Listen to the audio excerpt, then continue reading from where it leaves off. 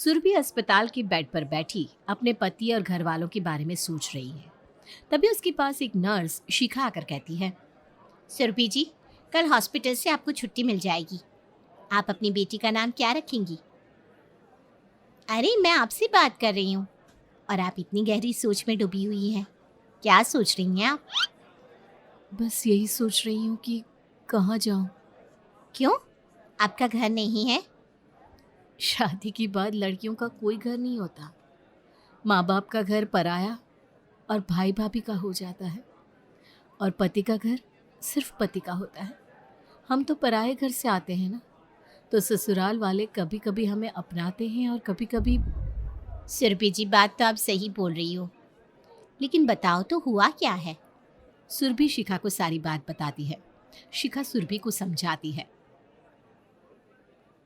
देखो सुरभि, तुम अभी अकेली अपनी बेटी को नहीं पाल सकती और इतनी छोटी बच्ची को छोड़कर तुम जॉब भी नहीं कर सकती। इसलिए तुम अभी अपने घर जाओ, अपनी बेटी का और अपने आप का ध्यान रखो।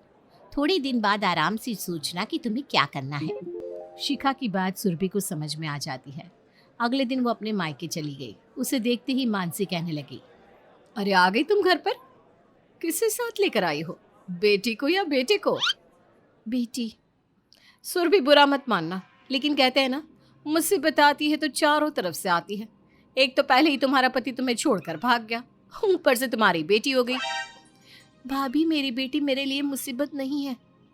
शुरू शुरू में ऐसा ही लगता है। पूछो अपनी माँ और भाई से, शुरू शुरू में ये भी तुम्हारे बारे में ऐसा ही बोलते थे। और अब? सुरभि को अपनी भाभी की बातों से बहुत दुख होता है। वो अपनी बेटी को अपने कमरे में लेकर चली जाती है। थोड़ी देर बाद उसकी माँ उसके पास आती है। कैसी हो बेटा? मुझे पता है कि तुम मुझसे नाराज हो। मैं एक बार भी अस्पताल में तुमसे मिलने नहीं आई ना। नहीं माँ, मैं किसी से नाराज नहीं हूँ। अच्छा ये बता बेटा, तो इसका नाम क्या रखेगी?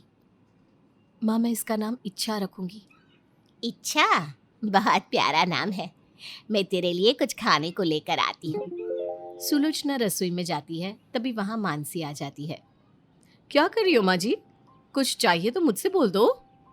नहीं नहीं, मुझे कुछ नहीं चाहिए। मैं सुरभि के लिए खाना लेने आई हूँ। और माँ जी, ये दूध किसके लिए गर्म कर रही हो? ये इच्छा के लिए। एक तो पहले ही दूध के रेट आसमान छू रहे हैं, अपने लिए इतनी कंजूसी करनी पड़ती है, अब इनकी महारानी की बेटी के लिए भी दूध मंगवाना पड़ेगा। मानसी वहां से चली जाती है। ये सारी बातें सुरभि सुन लेती है और अपनी माँ से कहती है, माँ, भाभी को ऐसा नहीं बोलना चाहिए था। मेरी बेटी कितनी छोटी है, कितना दूध पी लेगी वो। सुलोचना सुरभि को समझाकर वहां से चली जाती है। एक दिन सुरभि अपने भाई से कहती है, भैया, मुझे कुछ रुपए चाहिए। क्यों, क्या करोगी पैसों का? मुझे इच्छा के लिए डायपर, दवाइयाँ और कुछ सामान लाना है। विक्रम सुरभि को कुछ रुपए निकाल कर दे देता है, लेकिन मानसी ये सब देखकर आग बबूला होकर बोलती है, सुरभि, माना कि तुमने अपनी बेटी का नाम इच्छा रखा है, लेकिन अब क्या तुम अपनी बेटी की सारी इच्छाएं हमसे पूरी करवाओगी? हाँ सुरभि, मानसी ठीक कह रही है। मैं तुम्हारी मदद कर देता हूँ, लेकिन तुम खुद सोचो, मेरे ऊपर घर की कितनी जिम्मेदारियां हैं। ऊपर से तुम्हारी बेटी का खर्चा भी मेरे ही कंधों पर आ गया है। देखो, इस महीने तो मैं तुम्हारी मदद कर रहा हूँ, लेकिन अगले महीने से अपना इंतजाम खुद करना होगा तुम्हें। सुरभि को अपने भाई भाभी की बातों से बहुत दुख हुआ। वो अपने कमरे में गई और अपनी बेटी को गोद में लेकर रोने लगी। तभी उसकी माँ उसके पास आकर कहती है, देख बेटा, तुझे इस घर में रहना है तो अपनी भाभी की कड़वी बातें तो सहन करनी पड़ेगी, और मैं भी तेरे लिए कुछ नहीं कर सकती। मैं खुद बेटे और बहू पर निर्भर हूँ। इसलिए विक्रम और मानसी तुझसे कुछ बोले तो तू बर्दाश्त कर लिया कर। माँ, इतने सालों से बर्दाश्त ही तो करती आ रही हूँ। एक तो आपने और भाई ने मिलकर मेरी ऐसे इंसान से शादी करा दी, जो मुझे किराए के घर में अकेला छोड़कर चला गया। इसमें मेरी क्या गलती? और आप सब मुझे ही ताने मारते हो। सुरभि की बातें सुनकर सुलोचना भारी मन से वहां से चली जाती है। अब सुरभि घर पर ही छोटा मोटा काम करने लगी, ताकि वो अपनी बेटी की ज़रूरतों को पूरा कर पाए। लेकिन मानसी सुरभि को घर के काम में लगाए रखती है। सुरभि, तुम ये किस काम में लगी रहती हो? तुम्हारे भैया आने वाले होंगे, जल्दी से खाना बना लो। भाभी, ये कुछ सिलाई का काम आया है, थोड़ा अर्जेंट है। आज आप बना लो ना खाना। मैं तुम्हारी नौकर नहीं हूँ जो तुम्हें खाना बनाकर खिलाती रहूं और तुम पैसे कमाने में लगे रहो। बहू क्यों इतना सुना रही हो? सुरभि रोज तो खाना बनाती है, अगर आज तुम बना लोगी तो क्या हो जाएगा? माँ जी, एक तो आपकी बेटी इस घर में आकर बैठ गई है, ऊपर से उसकी एक बेटी और हो गई है। अब आप तीनों माँ बेटियों को तो मैं खाना बनाकर नहीं खिला सकती ना। और हाँ सुरभि, तुम्हें इस घर में रहना है तो काम करना पड़ेगा, नहीं तो उठाओ अपनी बेटी को, सामान उठाओ और निकलो यहाँ से। मानसी सुरभि को सुनाकर वहां से चली जाती है। सुरभि रात का खाना बनाकर सबको खिलाकर सोने जा रही थी कि उसे अपने भाई भाभी की बातें सुनाई देती है। सुनो जी, आज तो आपकी बहन की अच्छी खासी क्लास ले ली मैंने।